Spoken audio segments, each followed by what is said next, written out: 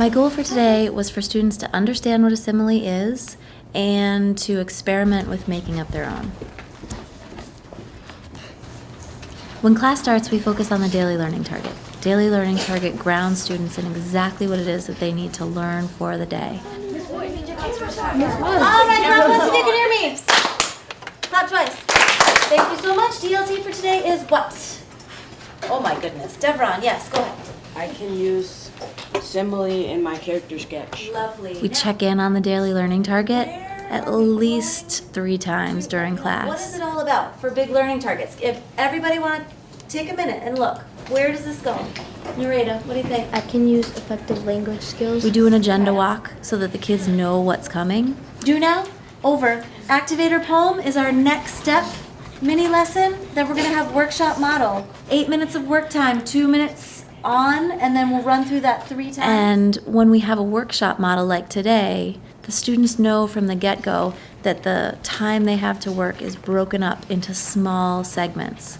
They also know that they're responsible for setting a goal at the beginning of each of those. They're able to check in on those goals, and that builds their capacity to self-assess. Our goal for this character sketch is to get a simile in there to kind of describe what they're like. What's a good SMART goal in terms of writing? What can you finish in 10 minutes? What do you think, Dominic? Work hard enough, maybe a paragraph? Yeah, let's shoot for a paragraph. 1 paragraph. Folks with drafts, come on up here. Everybody else, 10 minutes starts now. I put he was a hero because he saved the lady's purse. So you want to say like he's a superhero? She's as old, but she looks as young as a 10-year-old. She acts as young as a 10-year-old. Today when I went around the class, Are you confused on how to do a simile? Because you gave me a fist. I noticed that a lot of students were struggling with how to come up with a simile. Where would they put it in their writing? Try and think of something that's different, something from nature. I chose to stop the class to catch them all and say, okay, we can focus on a character trait, we can focus on appearance, and walk them through the process of creating a simile in one of those 2 areas. Lots of people still writing. Pens and pencils down. So there are some folks in here who are really good at doing this simile thing, and there are a couple people who need to get refocused. So I want somebody in their own words, look up at the DLT. What are we trying to do today in class? Eddie Crum. I can use simile in my character sketch. Yep. Who can challenge Eddie? Add to what he just said. Evan? We're trying to grab the reader's attention Mm-hmm. Yep. Grab the reader's attention. That's part of and it. make them want to read more. Yes. So hook them in, make them want to read more. But what does a simile do for you when that happens? Kev, what do you think? What does a simile help you do in your head? Makes me think more Okay. about the makes you think character more. and like let's say you put her hair is as smooth as like a flat rock. Checking for understanding drives the lesson. I always know the place I'm headed, but to make sure that everybody's on that train, I have to be checking for understanding all the time. What do you think of when you think of brave? Go ahead. Kim is as brave as a hawk. Ooh, hawk. I check for understanding by using cold call so that I'm sure that I'm getting everybody all the time. Okay. Here we go. I also like to use thumbs up, thumbs to the middle, thumbs down a lot. You hear it and it makes sense to you, but you didn't find it. Give me a thumbs to the side. I do fist to 5, students pairing up and then sharing out once they share with each other. His synonyms make him look like a walking skeleton. Perfect. I prioritize ending all of my classes with a strong debrief. This rubric is going to start our debrief. We are starting right The now. qualities of a strong debrief are students clearly understand the daily learning target and the steps that they took to get to that daily learning target. I need somebody to explain in their own words what a simile is. Modesto. Using like or as in a sentence. Yep, using like or as in a sentence. You're absolutely right. There's one other part to it. Yanni, help him out. It's my job to be checking for understanding with every student in my class and adjusting my instruction so that I'm reaching every student in that class, meeting every student's needs. We got a long list, so people are going to have to listen because I'm coming back to all of you. Aylin. If I'm not checking for understanding with every student on a regular basis, then I'm not getting that job done. Modesto. Two unlike things. Very good. We have time for thrive. Define thrive. Gabriel. Okay, so that was just a snippet, but we went in with the lens together of looking at how she assesses during instruction. Before you have the conversation at your table about what you saw, I'd like to give you a little bit of criteria in your discussion and how we're going to report out this information.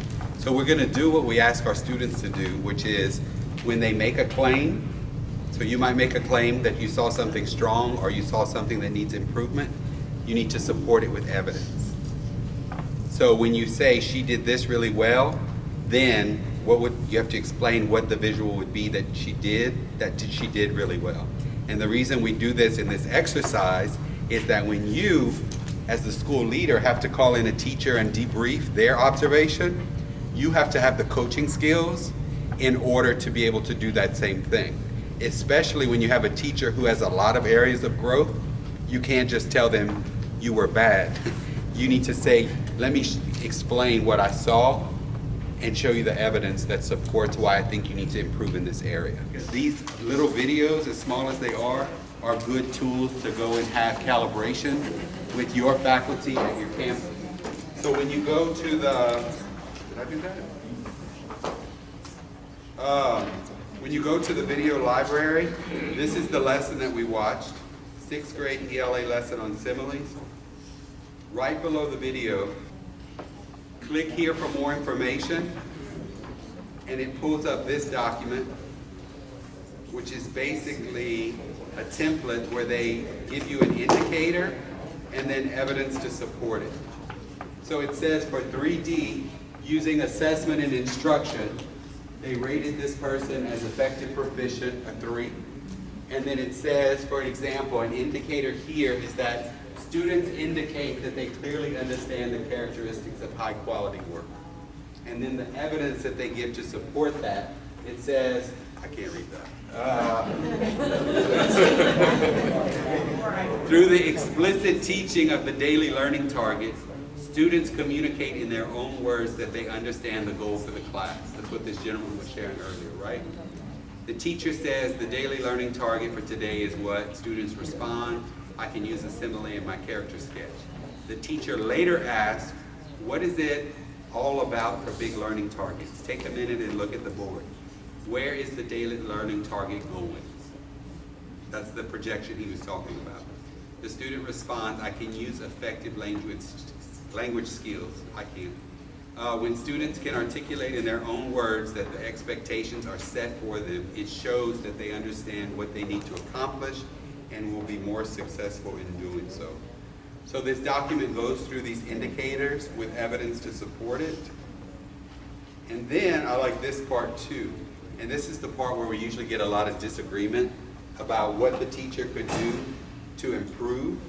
So it says, what did the teacher do in this lesson? The students suggest how much work they could complete in a specific time period and the goal of a simile. But it is unclear if these will be used as evaluation criteria. I disagree with this. I don't remember who said it a while ago, but them setting the paragraph was to me a perfect example. So you see it's all in the eye of the beholder, which is why you have to have this calibration. So the highly effective indicator they use is that there is evidence that students have helped establish the evaluation criteria. I felt like they did. What could the teacher do to move to highly effective? Make a clear connection between the student's suggestion and how they will be used to assess the students. Prompt students to discuss the criteria that they would look for in a high quality simile. Record these criteria and then use them to assess the student work. Supporting students in their understanding of the assessment expectations will result in high levels of mastery in student success. So where she was in the students saying a paragraph is a 3, but this is ideas that they're giving you that would have propelled that from a 3 over into a 4. If everybody would have out their teacher rubric and open it up to the second page, Domain 1, Planning and Preparation. The subcomponent is setting instructional goals. What I'd like every table to do is anchor yourself to a 3. So look at what all the 3s are for proficiency when it comes to setting instructional goals. And I just want you to take 3 minutes to talk to the people at your table about one of these bullet points you think you're doing really well, and one of these bullet points you think you'd like to go back to your campus and reevaluate. So if you look on the second page, component 1C, setting instructional outcomes, the proficiency first bullet says outcomes represent high expectations and rigor.